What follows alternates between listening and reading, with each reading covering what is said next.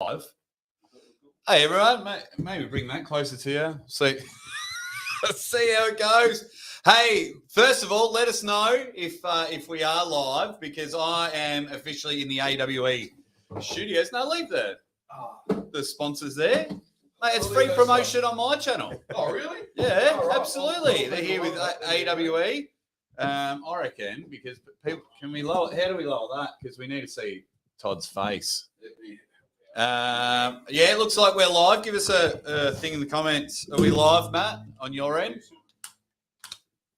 I think we are. Okay, everyone's saying we're live. Dizzy Busy says we're live. So if we are, then we're not. I probably should wear the headphones on. Oh, wow. I am loud. Okay. I'm comfortable. I am late, guys, because Todd and I were just walking down the street and meeting. Okay, here we go. All right, Matt, I'm going to hang up the phone. All right, thanks, buddy. Here we go. You dead set legends. We are here. It's the man. Finally met. Oh. not too shabby. You just forget how strong these guys actually are. Ladies and gentlemen, it is the one and only, the legend himself, Todd Hutchings. You are back in Australia, mate. Yep, second time. In winter. when Ryan, Dave and Matt called you and said, do you want to leave your summer and come to Australia winter? Actually, did that bump up the price a bit? No, it's nice here because it's hot back home right now. So I actually prefer this weather. Oh, there you go. Everyone, make sure you say hi. I mean, look at them all now. They're just like up and about. They're going there. So I do apologise if I'm not as interactive, because I'm making eye contact with Todd, which is very rare on a podcast for an Australian. So finally got to meet you in person. You're here. I think you're the only athlete at the moment whose flight went well. Yeah, painless. Because everyone else seems to be stuck, or the Bowen curse. Do you believe in the Bowen curse? I didn't. I hadn't actually heard of it until it happened to me. So. We'll give everyone an update on the injury. So for those that don't know, that are watching, you were supposed to be here AWE 1. You were supposed to pull Ryan Bowen, which everyone was salivating over, especially those Bowen haters, because, the king is side pressure. And, yeah, unfortunately, had an accident back home, got injured, had to pull out. How are you feeling? Good. It was my left hand that got hurt, and it's back. So, oh well, if anyone is turning up and you want to take him on left-handed, don't, because left-handing is for holding beers. If you're Todd Hutchings, just Matt Connolly's in the chat. Oh, does my mouse work? This is all new to me. We have to start calling Todd the florist because he makes his own arrangements. Are you a bit of a diva? Yeah. Well, I'm also the only one not stuck in an airport somewhere. Wow. So, there's a method to his madness. More like Todd the closer, because I'm here all by myself. Yeah. Also, you've flown just by yourself? You haven't brought anyone with you? Nope. That's Okay, brilliant. Oh, there you go. So more time for everyone that's going to be at AWE. You'll get to have a chat with him. Just quickly saying hi to everyone. The Drew's in there. Devon's forearm, mate. We've got 90 people watching already. So they're just nothing but love for you. My question, just quickly, because we're in the when you're in arm wrestling, there was no such thing as social media. You were left alone. You got to prepare. We're having a fun chat on the way here about the 9,000 items you got to sign at East versus West. That's the way we're heading. Are you a big fan of it? Do you like that all of this is happening? One, as an athlete, and two, as the growth of the sport. I mean, you've been there from when you had to pay your own entries and pinch on Brazink. You were there for the ESPN days, the WAL days, and you were there in the dark days when we had no arm wrestling. Yeah. And now it's, here, there, and everywhere. And can we get merch, videos, podcasts, and things like this? The WL days were great. Yep. And it was the best that I'd ever experienced up until then. But I got to tell you, things are better now. They are better, yeah. Because there's 3 or 4 WL type venues. Yeah. So, but the signing the merchandise, all that stuff, that just comes with it, But, so, okay, that's good to hear, because I've experienced some of it myself, not at the quantity that East versus West does it, but we had little media days at King of the Table. And I've always wondered, because for me, I love atmosphere. So being in the room and doing all that, that's fine for me. But I don't have 10, 20, 30 grand on the line. So that's why for me, it'd be interesting to see what your thoughts were on that. But I'm glad that you are enjoying it. You can tell me afterwards if you really fucking hate it. No, So look, I would rather sign 200 T-shirts than go back to the days where I'm paying my own way and not winning any money. Yes, yeah. So no, that is brilliant. But we're here. You're here in Australia. Dave, Matt, Ryan, and the team just thought, who is the biggest bloke in the Southern Hemisphere that we can bring over for Toddzilla? Maateaiwarangi, you've seen him before, but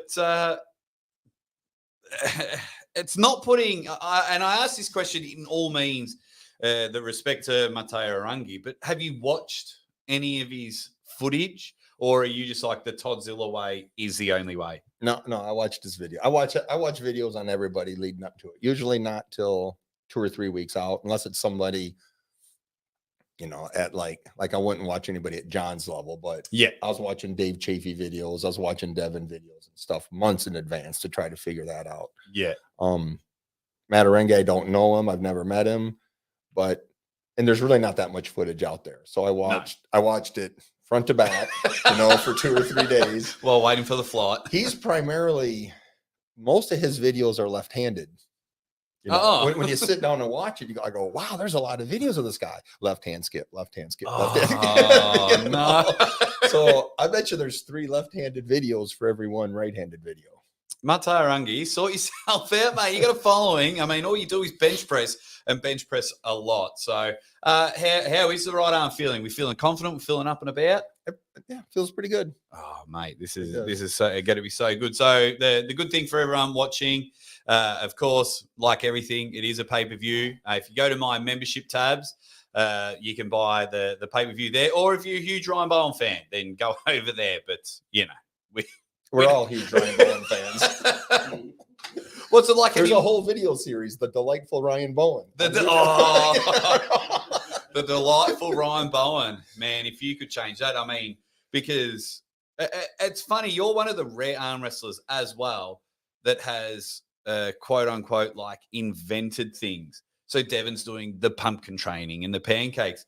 You were side pressure and JM presses. Yep. Like they're your two. But I didn't invent those. I just appropriated them.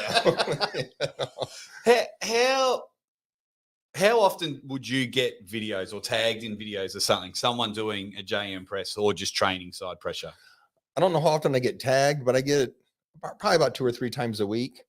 I'll get questions and stuff, and people will hit me up on it. And now it's pretty sweet that I have those videos out. So instead of explaining it, I can just say, first, love and subscribe, and then watch this. and get over there. I mean, surely if all you guys are watching this one, you know exactly Todzilla's got his own YouTube channel. And the songs, I saw you. Where did the first song come out and you were just like, right, we're on it? It was Chant Shaw. Yeah. Only because there was a song that went, take a chance the whole time. And I'm not saying I was drinking a lot that day. Wow. But I was drinking a lot that day. Have you had a beer since you've been here? Yeah, I had 2 in the airport with Matt, and I had a little more than 2 on the way over on the 40 hours it took to get here.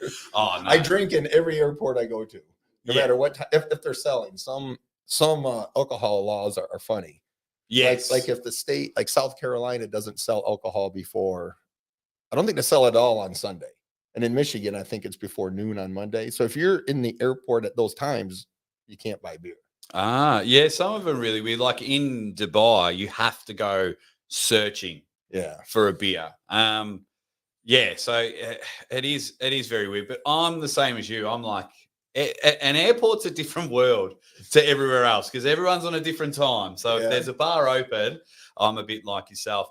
Everyone in the comments watching, please be patient. You know, I'm very interactive with everyone in the comments. Just quickly, do you want to add lime to your Corona? Says Matt. No. Good. What I'd heard, and I don't know if this is true, but multiple people have told me the only reason why they put lime in the Coronas in Mexico is to keep the bugs out of it. Yes. Yeah, well, what the hell? There ain't no bugs in an airport. Yeah. And limes are just nasty. You shouldn't be putting limes on anything. It was side issue because what they initially did, you sit it on top to keep the flies away, but then people then pushed it in because I don't know if it still happens now. I haven't been to Mexico. Nothing's taped to my intestine, so I don't need to go. But it was because they would recycle the bottle. So if you had a lemon or a lime in it, then it had to be washed.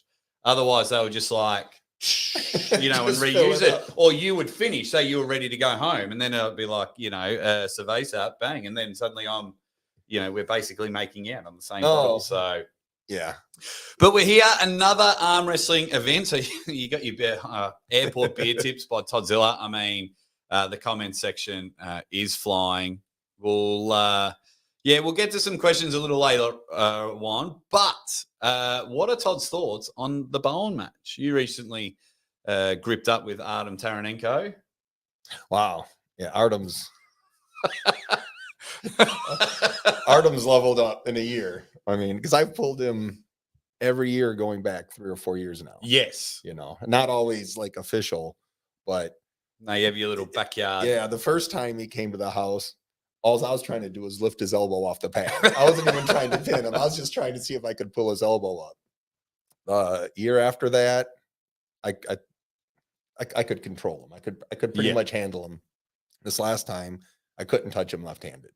Okay. And his right hand is making me work. So he's definitely climbed in the last 3 years. Ryan, I haven't gripped up with or talked to or even met personally for probably that same 2 or 3 years. So since the last time you were here. Yeah, so it's hard for me to place where he's at. I know he's bigger, but I do know Artem is somehow he got faster. As he got bigger and older, he also got faster. So that's impressive. So what? Because I speak fluent arm wrestling, so what that means is Bowen is going to get flogged if I can speak Toddzilla. Artem's coming over. Hopefully he'll arrive today or tomorrow. He's getting a bit of a touch up by the Bowen curse. The one thing I am interested in, I mean, better than most people, you've seen Ryan cop a flogging on the internet. So a lot of people don't like him. I love him. What happens now if this new and improved version Artem wins on Saturday night Eastern Standard Time, Sunday afternoon our time? Oh, I mean, I don't know. I don't know if being liked is actually your objective if you're in media. You know what I'm saying? I think what you want to be is famous. Right. And we all can't be loved like Devin. We've already got a Devin, right? And we've already got a Travis. So I don't know where that leaves everybody else, right? Everybody else has to find their own niche. Scrounging for third place. And I know a thing about third places. So. It's brilliant. Proving Astrology's in the chat. And he says, Coach Zilla, are there any modifications to bench press that make the lift more applicable to the sport? Applicable. I can't speak today. Yes. Was that worth $5? There you go.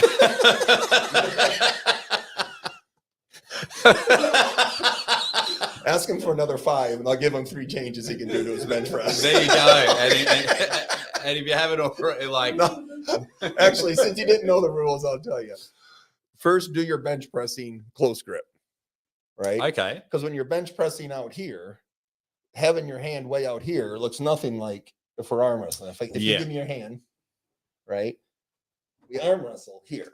Yeah. That's a lot closer to a narrow grip bench press than the shoulder grip. The other thing is when you bench, your arms are in this position.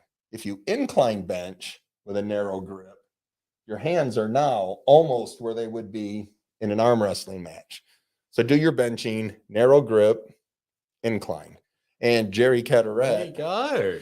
That makes sense. Yeah, and Jerry Cataret's repping.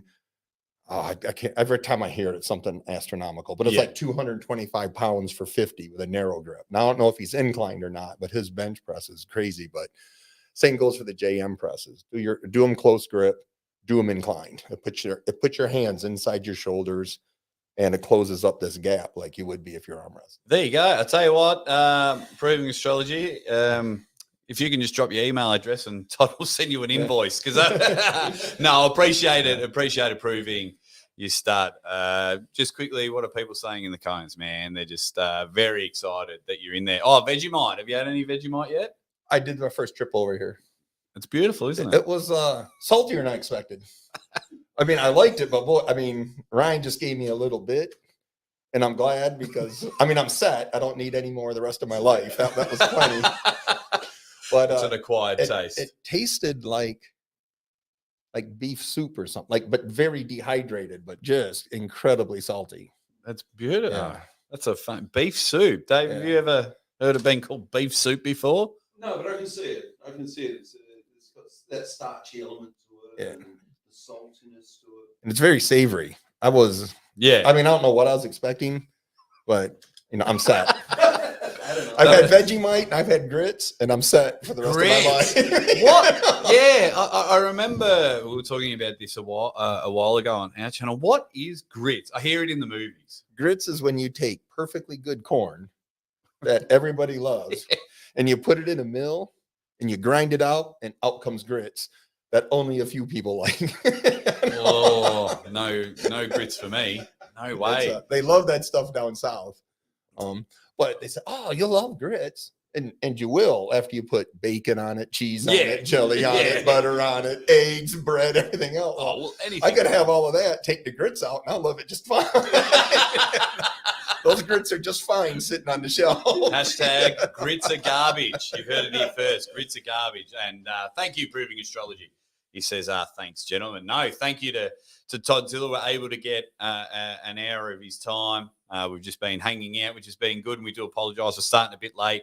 I dawdle. That's the only way to put it. I never walk with conviction with the new hip. So you'll see your good buddy tomorrow as well, Lachlan Adair. Yeah, manhandled him. Thanks for that, mate. Because, number one arm wrestler in Australia, you are now.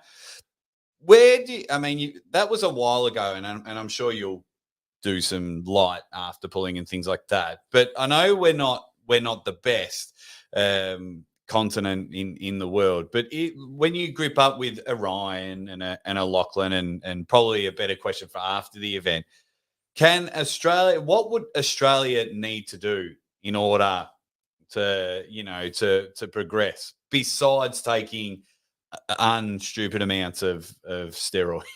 Well, you'll have a few people break out. I mean, it would be hard to move the whole continent forward, although the whole continent, just like everywhere else, is a lot better. I mean, it's noticeably better than it was, 5-6 years ago. I mean, the levels come up quite a bit.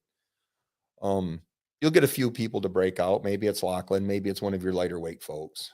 And then once that happens, then those people can pull the rest of us up. Yeah, beauty. And then, of course, Lachlan Adair is pulling Jordan Sill. Let us know in the comments what you think. We do have a poll going, but I can't see the poll because I didn't log into my YouTube. But I said, Toddzilla, how does Toddzilla win? 4-0, 4-1, 4-2, or 4-3? So, everyone, get your predictions in there. But Jordan Sill, Lachlan Adair, what do we think about that? That's a tough one for me because I've pulled both those guys, both in competition and in practice, and I've never beat either one of them in practice. When I was practicing with Jordan Sill, I could never touch him in practice. Now that was a while ago. That was probably, oh man, how long has it been since I've been in Utah? Quite a bit. Yeah. 6-7 years ago. Oh, yeah. They got different styles. Jordan's hand is significantly bigger and probably a lot better than Lachlan's. Okay. But if Lachlan gets it away from the hand, especially if he gets it in the straps or something like that, I mean, Lachlan's chances go way up. But I haven't touched Jordan or talked to him in a very, very long time. So I assume he's keeping up.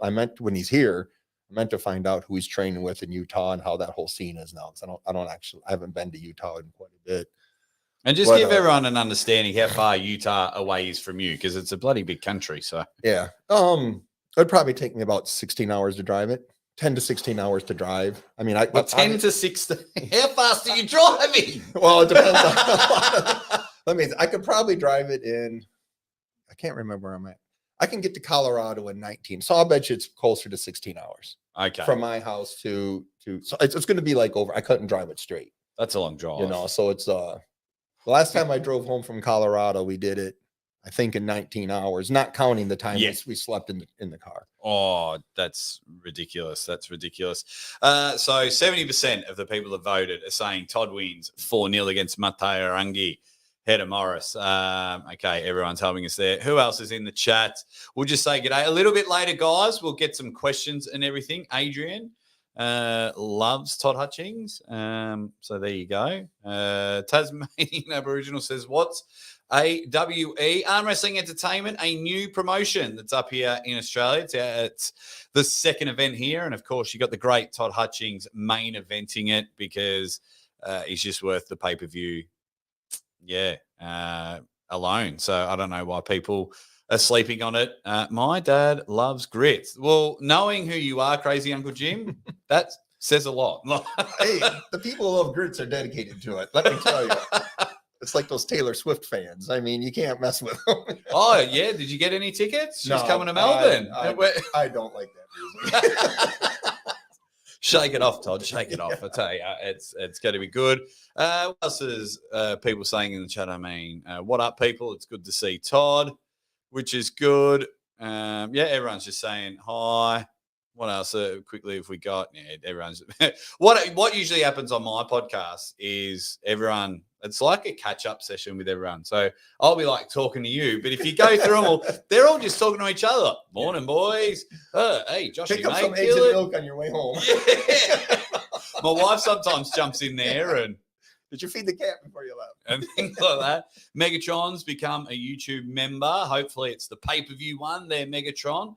That would be brilliant. The Schmo says, this one here. Todd looks small right now, and the old dog still going to put that a high beat down on our guy Mate, unfortunately. Well, I'm the same size I've always been. I know. I'm a little under 100 kilos. Okay. And I've been that way for years. Yeah. So what's that? 198, 200 pounds ish. 205. I think 100 kilos is 220, and I'm like 215. Oh yeah. There you go. And I almost broke my left hand patting you on the back when I said hello. So he's there. So quickly from Dave, you'll get away with this one. Todd, could you beat Dave Chafee right now? No. Yeah.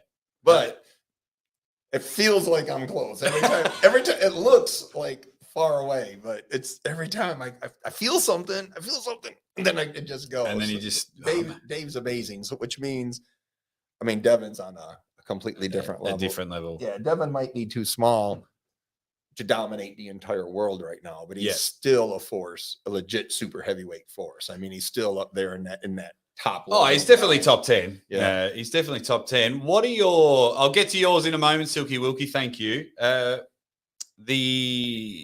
Devon trash talk, the lead up to it, calling Dave dumb, coming out to Sesame Street and things like that. I'm a sucker for it. I love it. I think it's great. If you see during the dust up at the press conference, I'm smiling because I'm like, I hope someone actually hits me in the face here. This would be good. But as someone watching arm wrestling, if you do, and two, as an athlete being on the other side of it, are you a fan of it all? When it's funny, yep. You know what I'm saying? I mean, if you pull it off and it's funny, but if it's just personal stuff, that's not that clever. I mean, I like it when it's very funny, if it takes clever. Yeah. Does it affect Dave? I don't know. I don't think so. Nah, I think Dave was more upset when it was directed at other people than it was directed at he himself. Yeah, I think, and I'm not breaking the fourth wall here. We're chatting to all of them about it. I think everything was fine. And then during the press conference, Dave said the A word, and that's Amber, his lovely wife. And, we're filled with testosterone, and, we think we're all king of the jungle. And once you mention a wife. Yeah. Like I said, when it's funny, it's fine. When it's personal, you leave the wife and the kids out of it. Yes. Yes. Well, because had they said the J word, yes, that could have been completely. They could have. I mean, you'd probably wear one from the J if you mentioned the J word. But yes, like when you're saying when it is good, it almost got too good for me in the trash talk because I almost killed the pay-per-view live feed because I was announcing Devon. I was like, Devon Lara. And then the pinball song from Sesame Street plays that he comes out to. And I was running back to the commentary booth like, oh, my God, like, this is 4D chess trolling. Like, this is brilliant. And, like, tripped on things and almost fell on the chair and almost brought all the cords. So it's all happening there. So I'll just quickly go this from Silky Wilkie. Thanks heaps, mate. He says, Toddzilla, I now got to go to sleep to your lullaby of Heta Morris. Side pressure, you will be the aggressor. What would be your favourite song that you've done so far? Because we just had Under Pressure. Mm-hmm. My favorite song. I'd have to go back. There was one which actually, when I'm recording them, I think they're all hilarious. I think they're all great. But then when I watch them, I go, man, that even hurts my eyes. No. What I want is, after say, hopefully we can extend because for those that don't know, Todd pulls in seasons. So he's not pulling all year, every year. And every time we seem to talk, it seems to be your final season and then the new year rolls over. But I hope by the end of it, you have, say 6 or 7 more matches, just so we can say, hey, Todd, we're going to launch your album on iTunes now. I think I liked the Ryan Bowen one the best. I think that one laid on top of the original Robert Palmer song better than any of them did. You know? The Chant Shaw one, well, that was just basically the real song. I mean, all that was karaoke at that point. I mean, it wasn't anything, that's just me shamelessly singing somebody else's stuff. It's I think it's all great. I think you're very entertaining.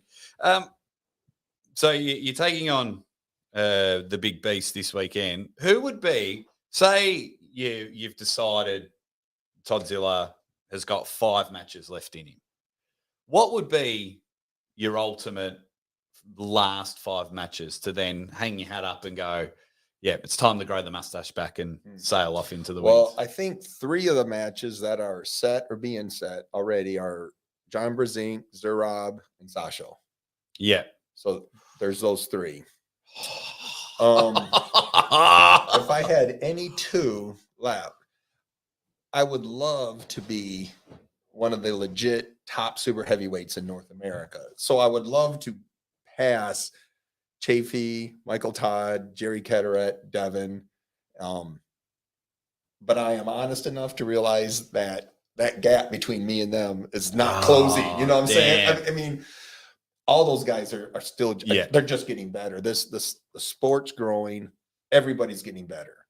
You know? The new guys coming in are way better than new guys that were coming in 5-6 years ago. Yeah. And the experienced folks that are in are getting, when you got people like Levon in the sport, he pulls everybody up. Yes. Even if he's destroying everybody, it forces everybody else to go back, right, and get better. That you cop that at the WAL days. Yeah. You were forced to go to the super heavyweights, if I'm not mistaken, because you're too good for the middleweights. Yeah, that doesn't seem fair. I mean, arm wrestling's corrupt. Yeah. Sometimes it helps you, sometimes it doesn't hurt. But, in the end, it probably evens out. It probably corrupts and screws everybody at some point in time. But of course. But the WL was good to me. Yes. They took me out of that little weight class, put me in the big one. I wasn't champion anymore, but I think I pulled more. I think I pulled more as a contender at super heavyweight than what the champions did in the other weight class. So I think at the end, as a professional arm wrestler, I think it worked out better for me. Well, yeah, you pulled Matt, you pulled Devon, you pulled Jerry. I was pulling pretty much every event. Wow. Mate, I think you're one of the rare people to sell pay-per-views, to be honest. There's not many. There's probably 6 or 7 people that actually sell pay-per-views, and I put you in that echelon. I'm not just saying it because you're here. I mean, you could knock me out from Ohio, so it doesn't really it doesn't really matter. Guys, get some questions a little bit later on. Yeah, go sub to Toddzilla. Go check him out. You'll see some other ones. And I'm going to clip all this and I'm going to send it to Matt Rhodes at King of the Table. And I'm going to be like, book my man. Matt, I know you're going to be watching this a little bit later because I think you're in bed. Book Toddzilla for King of the Table. Before he retires, I want to commentate I want to commentate a Toddzilla match because I'm only doing post-match. Not only doing, I'm just lucky to be involved, but post-match comments. Okay. There you go. Toddzilla versus Barcho, says Clerks 93. Another Saganishvili. Did you see him in the last East versus West? He dominated Adam Warinsky. He's like 18. Yeah, I didn't. I saw the clips. Yeah. I haven't watched any of the matches yet. It's I mean, as soon as it was, as much as I don't like people live streaming other people's broadcasts, I do go find out who won as soon as I can. You know? But to be honest, the pay-per-view promoters could just post that. You know, they could say, "Here's the match," you know, and not force me to go to these other people live streaming their stuff. But yeah, there you go. Well, that's an interesting one. White Wolf, he says this feels like pre-recording, Jake. Are you sure you're live? Show us your watch and newspaper. I don't have a watch on, but I'll tell you what, I'll get Toddzilla to punch me in the face, and then when you see me on the pay-per-view with a black eye, you'll know it's there. You can hold your phone up. That would show the date and time. Oh yeah, there it goes. And who has a newspaper anymore? I know. What are you doing, White Wolf? What are you in a museum or something? Show me the cotton gin.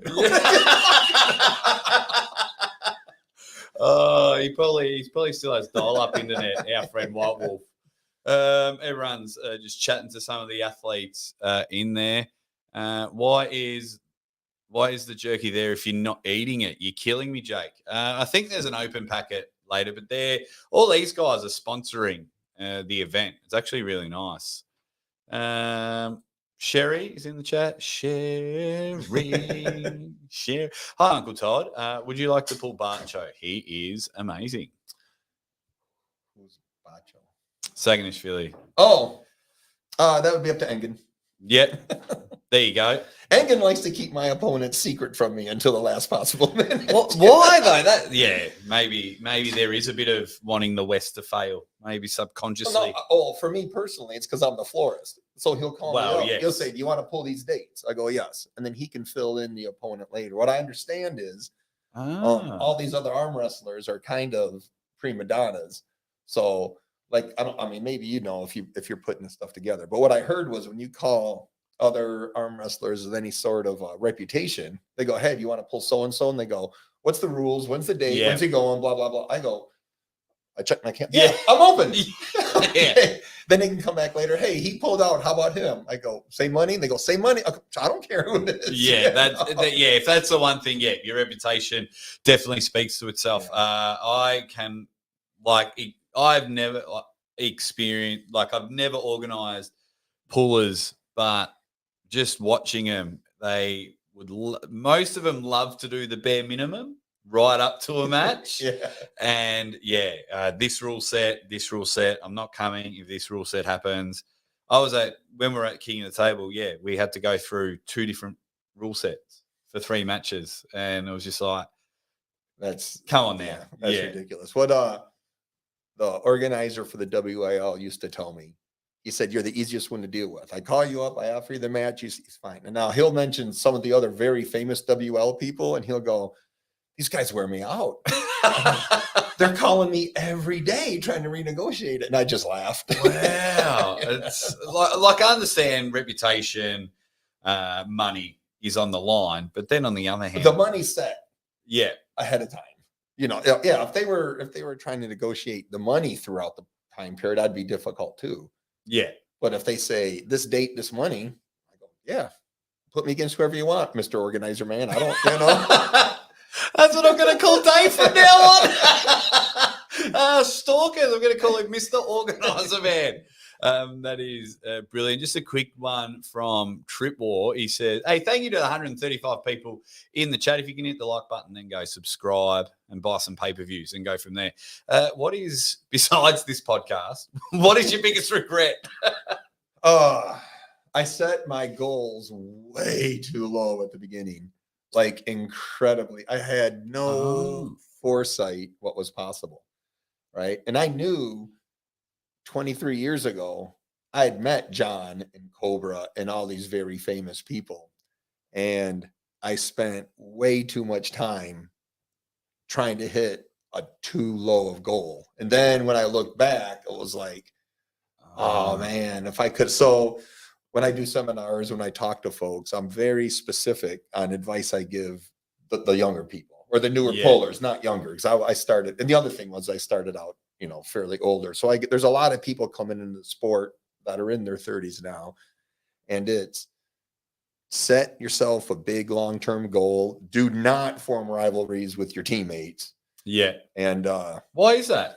Because you need your teammates to pull you up. Yeah. If you and I are training on a regular basis and I'm holding back because I want to beat you in competition, I'm not training you to be your best. In which case, my sparring partner is not the best they can be.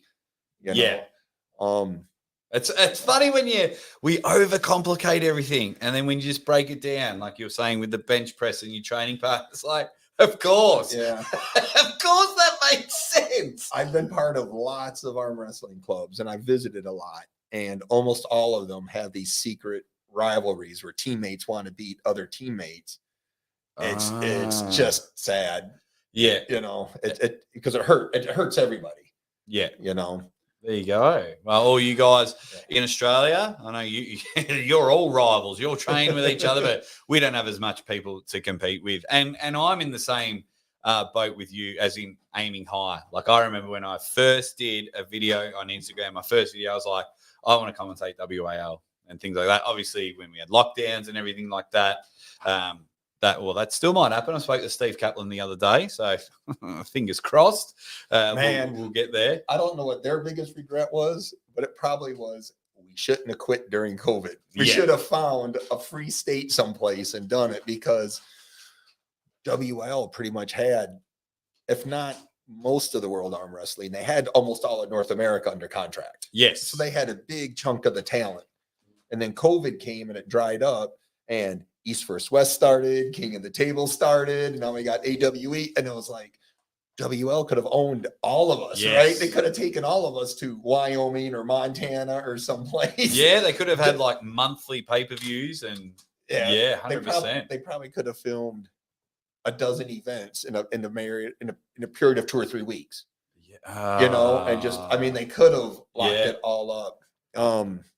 Somebody probably could still lock up all female arm wrestling.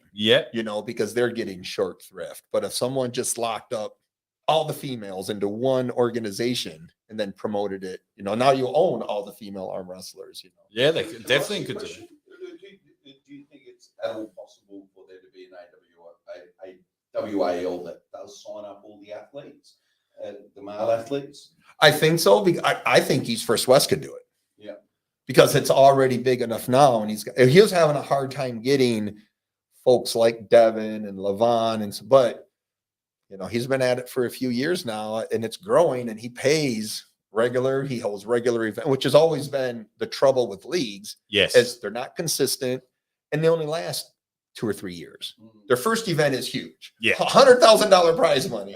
By year 3, it's $10,000 prize money. We have 42 classes. Could you pay your own way and I'll pay you back? We have 42 weight classes. We got beginners, novices, amateurs. Dyslexic class. I'd be in that. I'd be in that class. So, well, you've been a part of 2 of them, and Ryan Boland's in the chat now. He says, "See you soon, Uncle Tom." The Brisbane 6. 40 now. In about 5 or so minutes, guys, we'll hit up all your questions, not all your questions, but some of your questions, and we'll get there as Dave's eating some of the barbell foods. It's delicious. Mr. Organizer Man is your new nickname now. that's what we're gonna call you. So you've been there for both. You've been there when arm wrestling was on television. It was on ESPN, and now you're in the pay-per-view era. Don't forget to buy your pay-per-view. The pay-per-view era. Where do you think for arm wrestling to have that boom, that explosion? Where do we go? Do we stick with our pay-per-view era and everyone's doing a pay-per-view? Is it a membership on a website like your Arm Gods and things like that? Or even on YouTube, you get a month's membership when you buy the pay-per-view here? Or do we need to get back on Fox Sports 1, ESPN? Myself, I don't know. I'm not a promoter, but I think the pay-per-view for sure. Yeah. I think it's hard to sell arm wrestling on TV. And enough people have tried it, tried to produce it, tried to do the histories. it's still so hard to explain why it takes 8 minutes to set something up, why the obvious better person lost on fouls that nobody saw.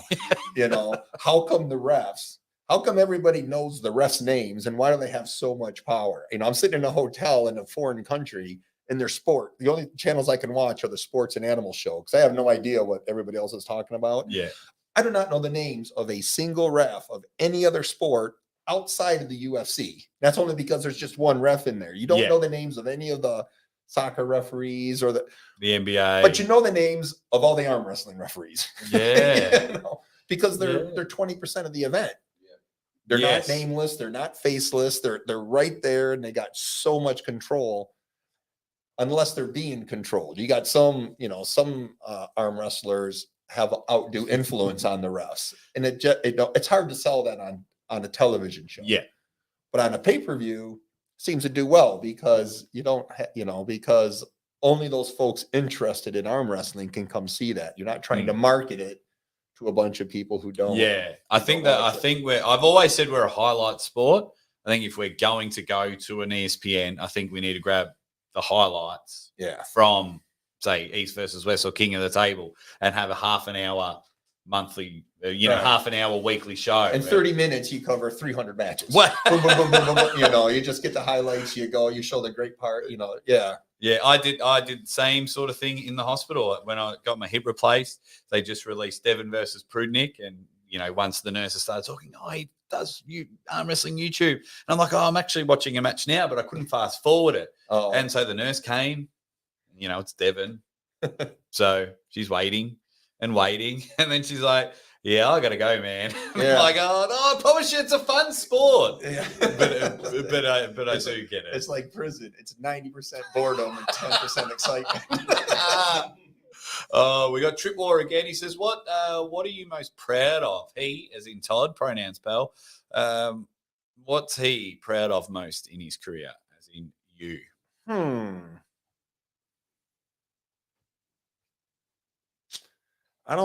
It wouldn't be any individual match, but even though I didn't get as far as I think I could have had I set my goals right. Yeah. The fact that 23 some years into the sport and I'm still traveling 5-6 times a year to pull world elite, I'm even though I can still make the middleweights, I am a legit second or third tier. I'm a legit third tier super heavyweight, and I'm a legit top tier middleweight. Yeah.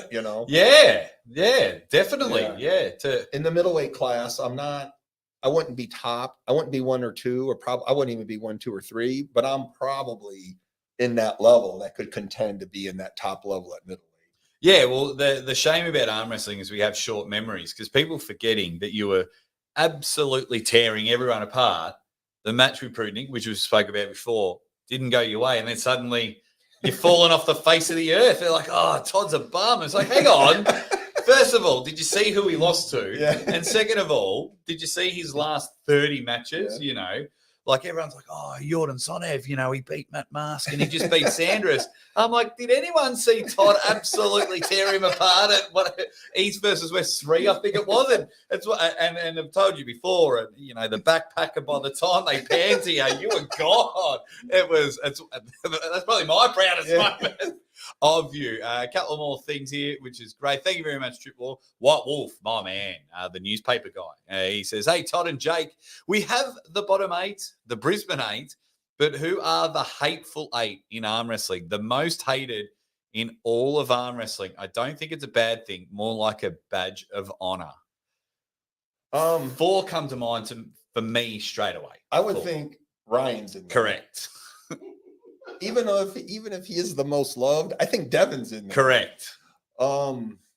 Let's see.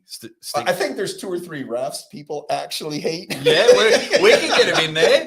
Yeah, no. We can name drop. I'm not going to pick on any ref leading into while I'm still competing, but I do think there are refs that people. Who's reffing AWE, Dave? Tim Graham. Fuck that guy. No, we don't like you now, Tim.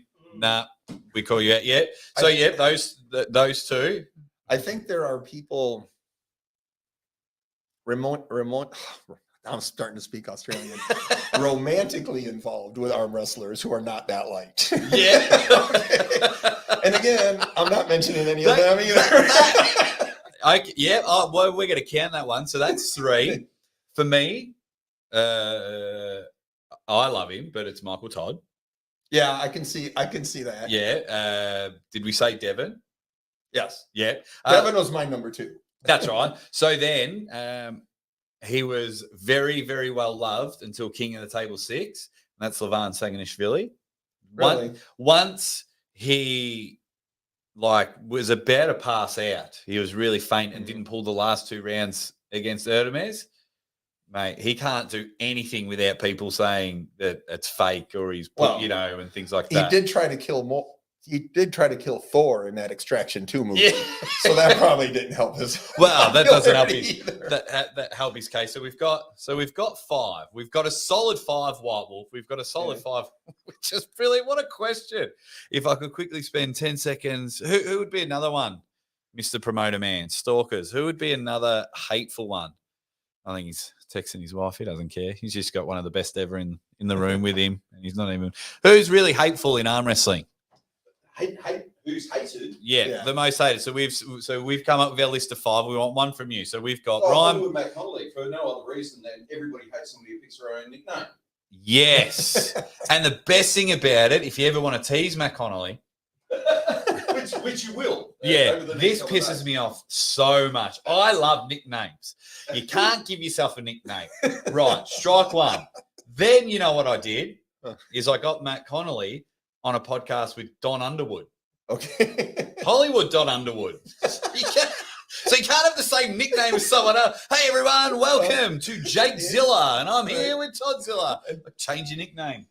Yeah, there should be a register because there's a lot of beasts, psychos, top rolls, yes, killers. There's just a lot of nicknames out there that people have used. So because Travis is also the beast. Yeah, Travis is the beast. And I think John's had 3 or 4 since I've known him. Yes, I think because I think it's getting to a stage now where a few of us, obviously Neil being number 1, have able to land a nickname on an elite athlete and it sticks. So I think now everyone's like, oh, this is what I'm calling him. Like at the moment, every time someone talks about Rivas Latutze, I start singing Rivas Las Vegas. And now when I'm in the chat, everyone says it. Dave Chafington Esquire Jr. the 3rd, people say that. So it is pretty good. All right, a few more questions. I really like that question. White Wolf, thank you very much. Ryan Bowen's saying that he knows that he's very well hated, but we love him. But he's famous. Yeah. But the thing is, it's very hard to be famous and loved. Oh, you can't. I mean, our Lord and Savior did it, but but he had to come back from the dead. Yes. It's very hard. Give everyone presents. Short of turning water into wine, being famous, you're going to have to pick up some baggage. Oh, absolutely. And just even like spending the week with someone like Devon, I do a video and then people in the chat, you fucking coward and things like that, because he won't pull everyone that they want him to pull and things like that. And what they say about his wife, ridiculous. Is the dead wrist press inherently dangerous for newer arm wrestlers? No.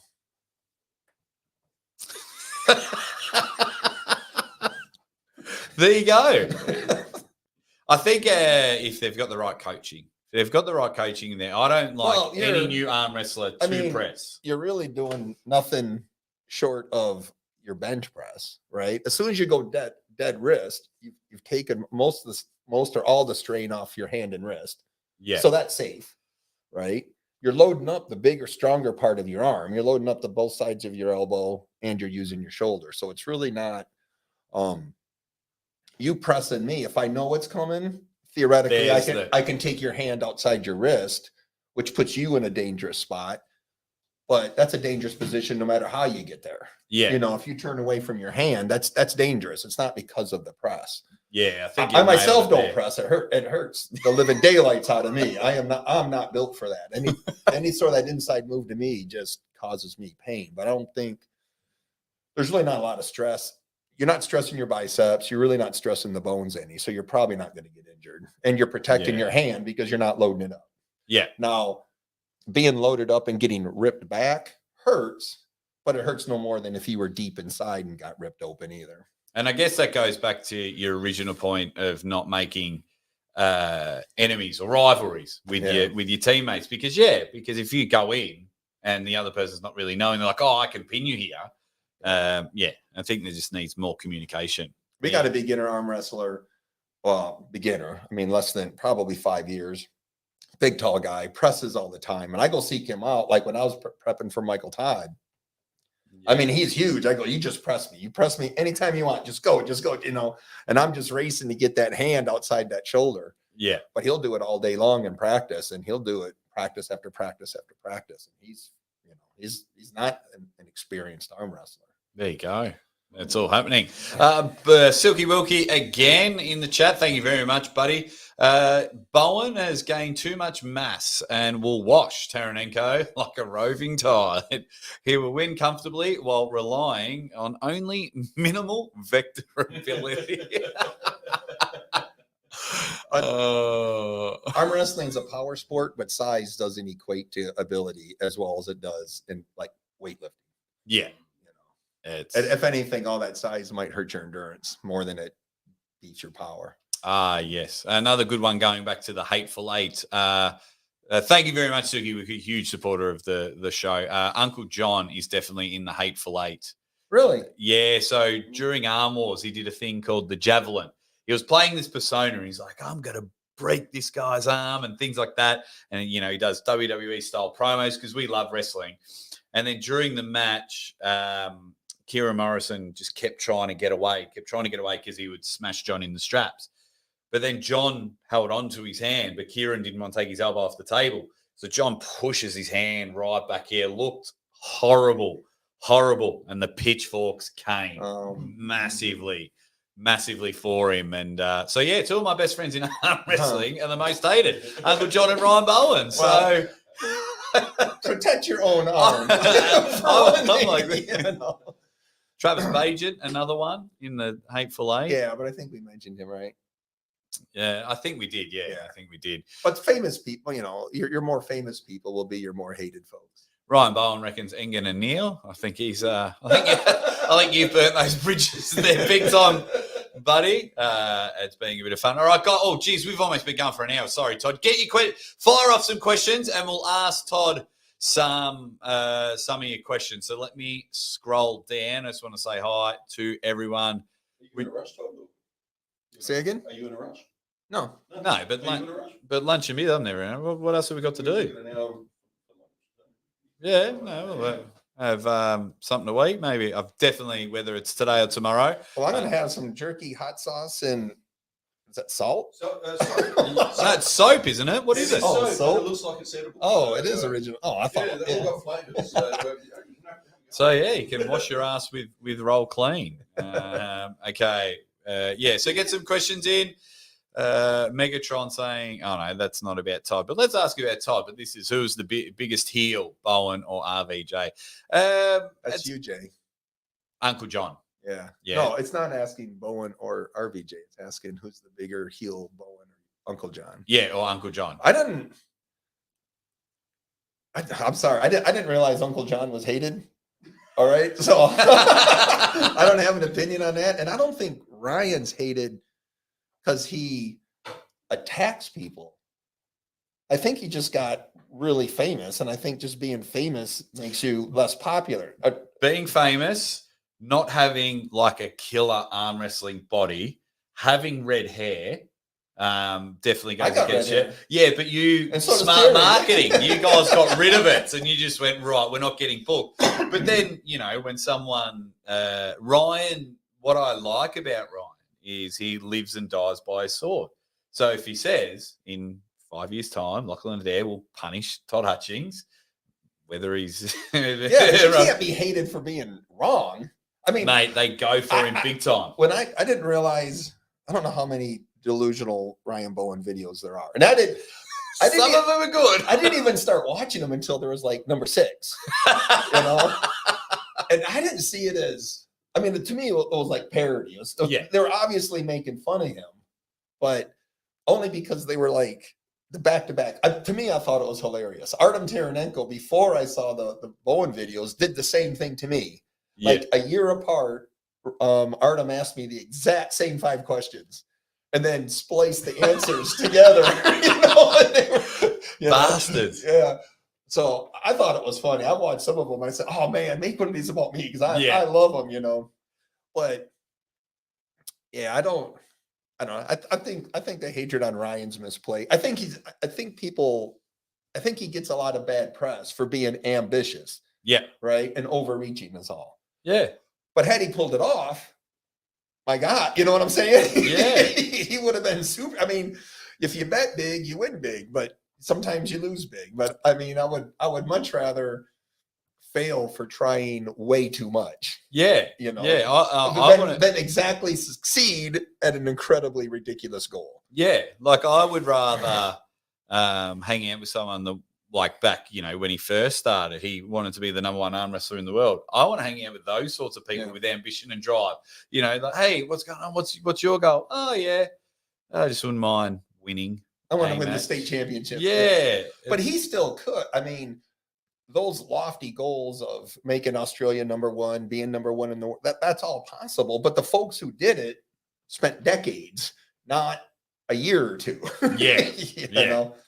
And a lot of them had a lot of plans and support and infrastructure that would help them. It's very hard to grow that organically if if you don't have folks to train or if you don't have access to a lot of stuff. So he wandered around a lot. He tried a lot of different philosophies. One reason one of those guys is hated is the constant reinventing of himself, which I'm not mentioning because I'm not picking a fight with any arm wrestler this year. But Yeah.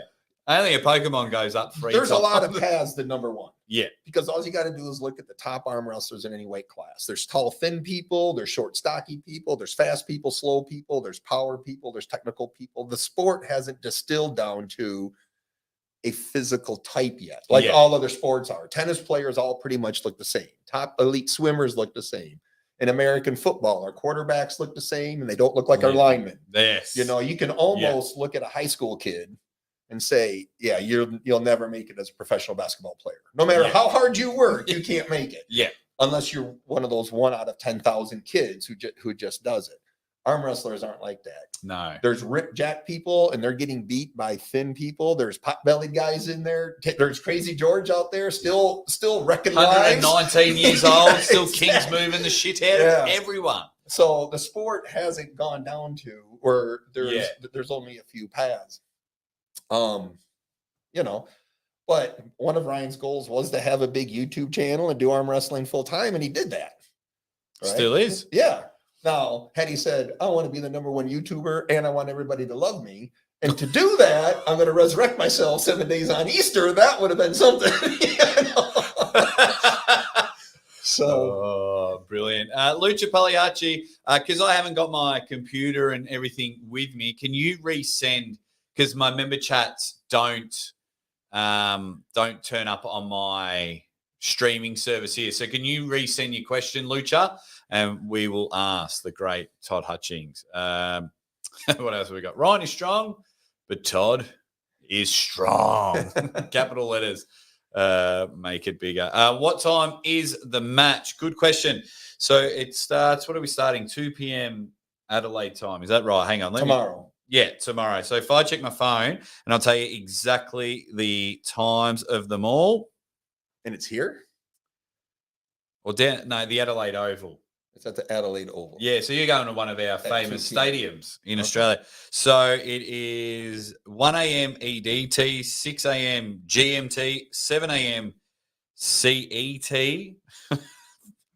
All right, 2:30 p.m. Adelaide time. So I'll tell you what that is. Eastern time. 12:30 p.m. That is something y'all. No, 12:30 a.m. Okay.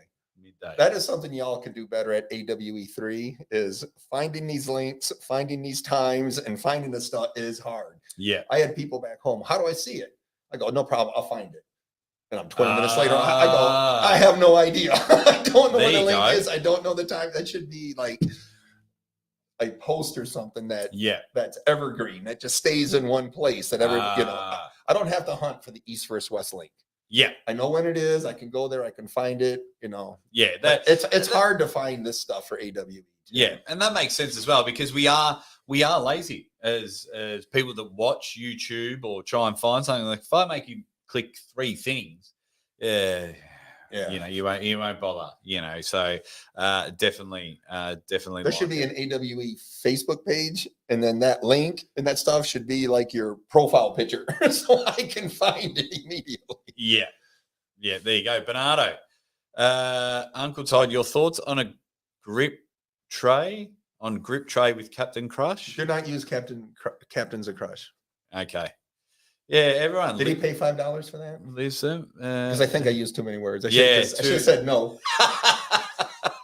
Sorry, Bernardo. Don't do grippers. Grippers, you're strongest when your grippers go back. And people say, but I close them this way. And I go, well, when you're arm wrestling, you're not doing that either. I mean, all strength is good and does build stuff up, but there's so much arm wrestling. There's so many exercises that cross over better that you don't need to waste your time on grippers. There you go. So, we all did grippers in the day. Yes, I have the whole set, and we all used to do crazy amounts of grip work. There you go. So if you're using grippers now to improve in arm wrestling, it's a pretty cool feat to close one of those massive ones. But according to Todd, if you're doing it now, wasting your time. Back when they got really popular, when there was I don't even know if there was a 4 out yet, but then when they were really popular, John picked one up and came close, and that but John wasn't doing it. So John understood it back then, and and John's known for his hand. I squeeze lemon on my fish. That's about it. Pulseo TV, Manuelo, how you going, buddy? He says, lots of love for Todd and Aussie. Todd, I want to bring you to Puerto Rico. Toddzilla is a role model. Let's go. I've never been. Yeah, so what would be the best way for people if they do want to book you? Do they message you on Instagram? That works. There you go, mate. Just message him. He's got I've talked to him before. He's got me on Facebook Messenger, text. I think he's got my actual phone number. We've talked quite a bit. I've been on the show a couple times. There you go. Beautiful. And pseudomyms there, Todd. That's clever. What's that? Pseudonym. Yeah, he's great.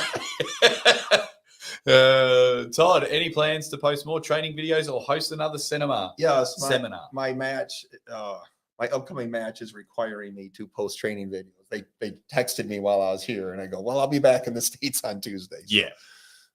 It's that. Are you going to try stem cells? Are you? That's nope. That's weird. Thing. And there's always a new thing for injuries, right? People were electrocuting themselves for a while. They were taking all kinds of pills and supplements, and now it's stem cell. And I've never been that chronically injured. I've been hurt a few times. Yeah. But these people that advocate stuff, there was a while it was like ginger or turmeric or something. Yeah, turmeric. And it was all this stuff to cure this inflammation. And I don't get hurt that much. Yeah. I really don't. I've had my biceps torn because a strong guy tore my biceps off. There's no preventing that. You would write the best book of arm wrestling for dummies or training for dummies. And I mean that in a positive way because everything is just so simplistic. But it makes perfect sense.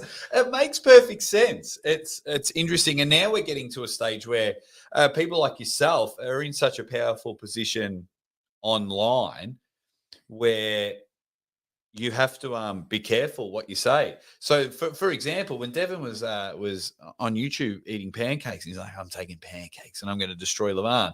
Like I had people coming to my training saying that they're having pancakes twice a day. Like he almost gave the arm wrestling world diabetes. And, and then training with Gennady, like instead of people like warming up with bands, I'd see them in the corner, doing that flat out. And I'm like, so it can be there. It can be there. I need to find Lucha My advice Pagliacci. for all of that is take your expert's advice. Do not take his training routine. I'm just looking for Lucha Pagliacci because he's been a member for ages and he would have asked the question. What else? Oh, that's my wife, Mrs. Aussie Arm Wrestler. Hey. Oh, I love you too. Please give Zadie and Hey, Zeus buddy. a big kiss. We're due on Christmas Day as well with our second child. And fun fact, Toddzilla was there in the early days of the Aussie Arm Wrestler because we did an interview where I was bald and my Yep. wife was battling cancer and things Yep, like that. So I remember that. one of the OGs that took a chance on this weird Australian, and it's always grateful and remembered. But I do love you. I do miss you a lot. Everyone's now saying hi to my wife. Buddy Hale's up and about. He says, Uncle Don, hope all is well. So glad you're back. Ready bang, everybody. Birdo B's in the chat. What else have we? My 6-month member chat. Thank you, Lucha, because I'm on a different thing. Todd knows what's best in life. Crush your enemies, see them driven before you, and hear the lamentation.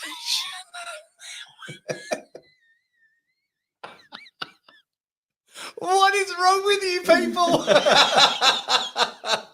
Oh, you're a star, Lucha. Thank you very much. Thank you very much. Awesome there. Then we've another big, massive super chat from Silky Wilkie. Thank you. Thank you very much. Here we go. He's hilarious. When will arm wrestlers delve into the complexities of leg strength and placement? Majority of arm wrestlers are so orthodox in their focus on the obvious. What could be a result of a literal ground up based technique? Or is this an infeasible try? He got his $50 worth. Wow. I tell everybody to train legs myself. Yeah. I mean, it don't show, but squatting and deadlifting is awesome for arm wrestling. You know, it builds that anaerobic power you need. It redlines everything. Placement. Somebody asked me about leg placement the other day. I tell folks, don't worry about your own leg placement. Go where it's comfortable. Yeah. But have your cornerman tell you where your opponent's placing his legs, because you can tell where they place their feet, whether they're coming inside, outside, that sort of stuff. Yeah. And I can't see your leg placement if I'm just focused here. So if you got your cornerman telling you, look, he's going outside or something like that, that could help you. That's the only thing I worry about, leg placement, but I don't worry about where mine are. But I would like to know where his are. Ah, there you go. Yeah, I do find it funny. We're having a joke about it on the way to the studio that, you know, now that I'm fortunate enough to be meeting everyone in person, like just to see that you all have legs, because we only see each other. And some of them, I won't name names, but some of them just aren't that great. Their legs. Everyone's now having a laugh at me because Devon and Dave arm wrestled on my shoulder. They're talking about supplements and things like that. Dominic Lorenz, thank you very much as well, Suku Wiki. You come in all the time, which is great. Todd Hutchings is from Dominic. He's from Canberra, New South Wales. Welcome to Australia again. Hope you get tested. For what? For AIDS? Math? No. We're going to sit you an exam. Is it the citizenship test?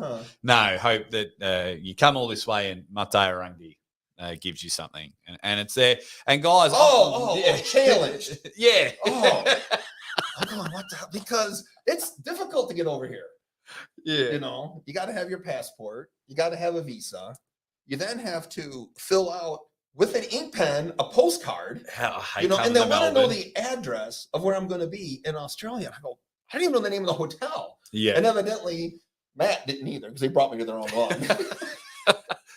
And then you have to go get another card, right? And then you get in line and some guy goes, well, if you have this, you can go over here. I go, but that's for Australian passports. And I'm over here with so the you got to get a purple little people. ticket. It's a nightmare coming to It's Australia. very complicated. Yeah. You know, it's not deterring any international athletes. Come down. It's a beautiful country once you get in. But yeah. Leaving Turkey is harder. Oh. Because when you leave Turkey, they have security outside of the airport. You got to go through security to get into the airport. Then you got to go through security again to get to the gates. And then when you get to the gate, that's the real security.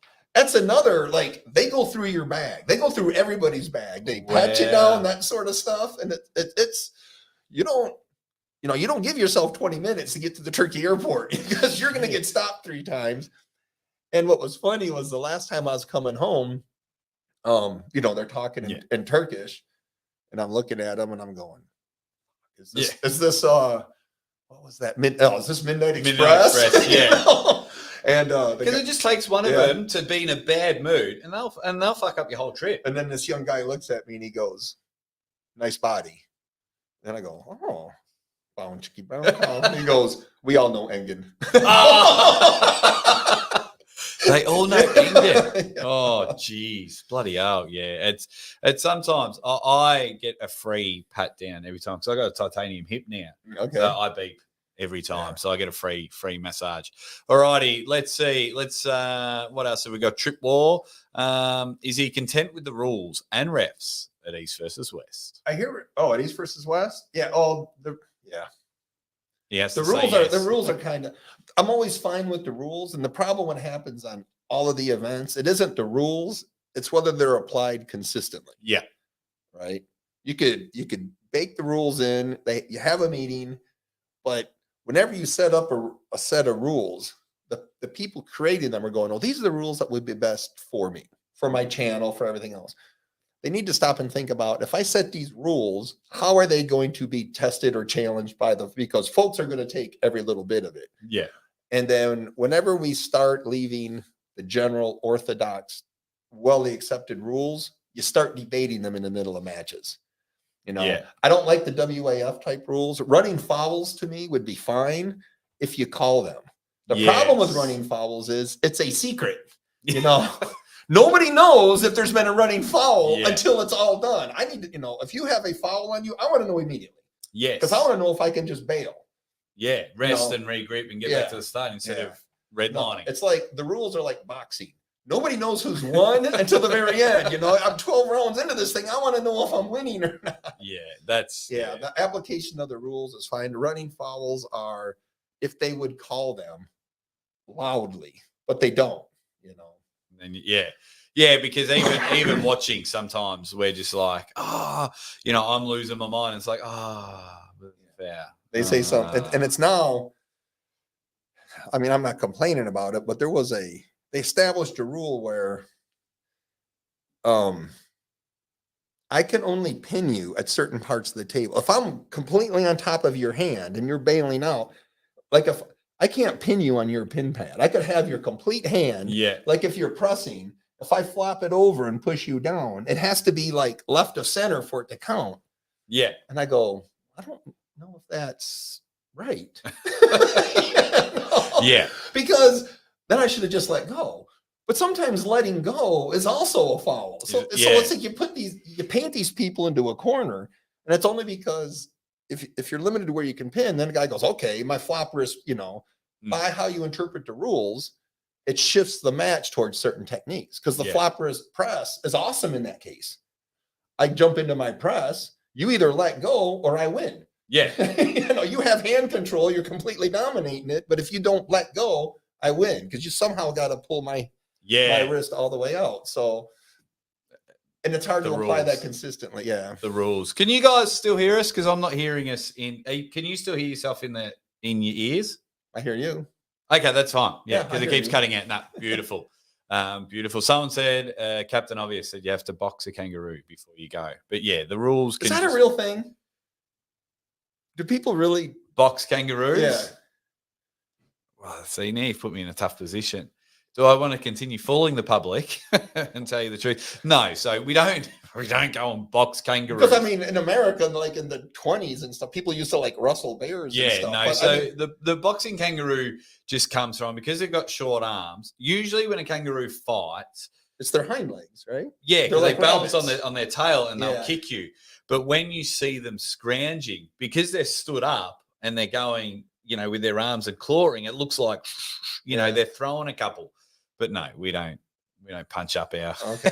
I mean, their heads don't look that big. I would think a legit boxer would I would think it would be cruel. Yes. I really don't think you could, unless you put those big gloves on it. But yeah, it's madness. All right, a couple more questions. Let's get in there. Can we grip up? We can, but there is zero chance of me doing anything. Even when I shook his hand when we first met, you just forget how like there's elite athletes. It's ridiculous. What else have we got? Okay, the sound was fine, loud and clear. Both of us, true gentlemen, which is good. Really appreciate it. Who's the next big thing at Todd's weight in North America? John Brazing? No, the next big thing. Oh, John Brazing's always the big John's thing. the big thing. Yeah. Who's that? Oh, so like, do you know someone that's training with someone, or you've seen someone? I don't. There's Engen's primarily my promoter now, and he doesn't match me against Americans. Yeah. So. Yeah. So there you go. Hopefully we'll get someone for King of the Table. King of the Table. Thank you very much, Silky Wilkie, again. He's just gone nuts today. Really appreciate it. Really appreciate everyone in the chat. We're here with the one and only Toddzilla, Todd Hutchings. If Coors Light changes color when the mountains turn from white to blue, then he's Coors the real trans beer. Bud Light will always be transvestite.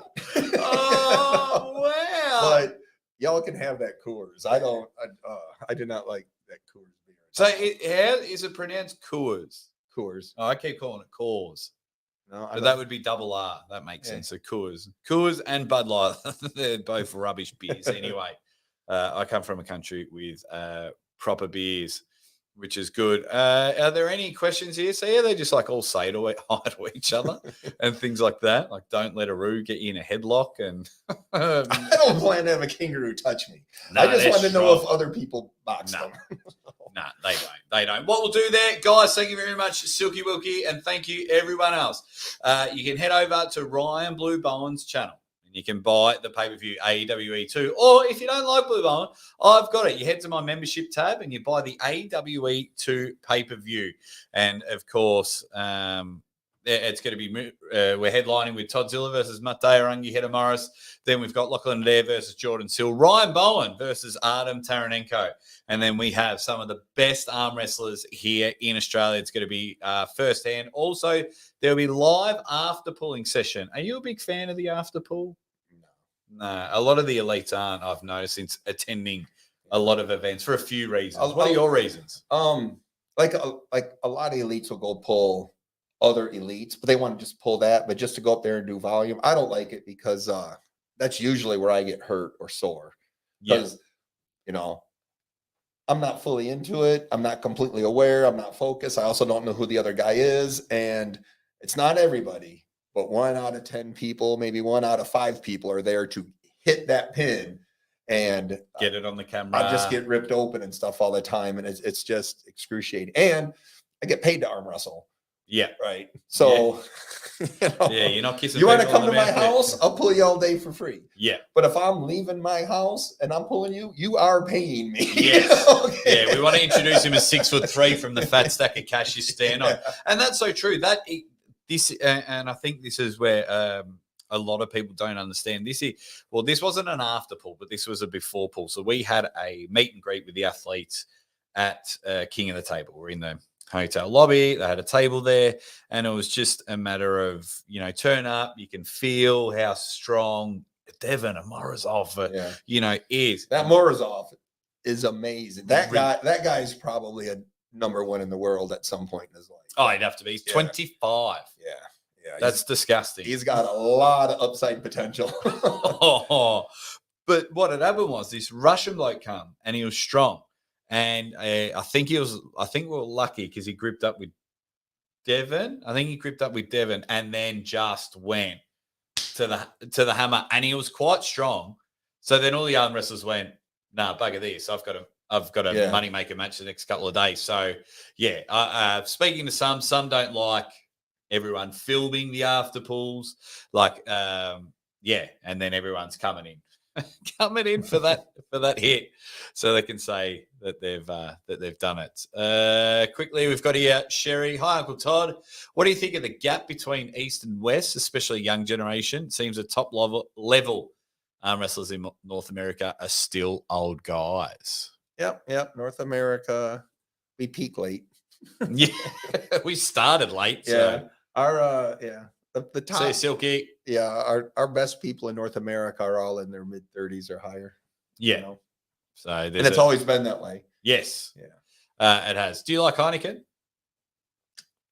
Yeah, it's all right. I mean, it's not my favorite. A lot of the beers nowadays to me are bitter. They got a lot of hops and stuff in them. Yeah. The beer I drink isn't bitter. It's sweet, but ain't got fruit in it or nothing. So No. I like that. Now y'all make fun of me. What is it? Triple X? 4X. 4X? See. So I'm just going to run the rest of the show solo from over here. If we just bring the camera over here, because I had a couple of those last time I was here. that's like the Bud Light of Australian Yeah. beer. So No, because that's what they through drink the in brewery. Queensland. Yeah, went through the brewery. I mean, I bought like the Who shirts. are you trying to convince me or you with that? I'm bragging. It's brilliant. Everyone, thank you also. Engens Forehead Taco says, joining the chat late, does Artem have any chance against the much heavier Bowen? Todd, let's say you.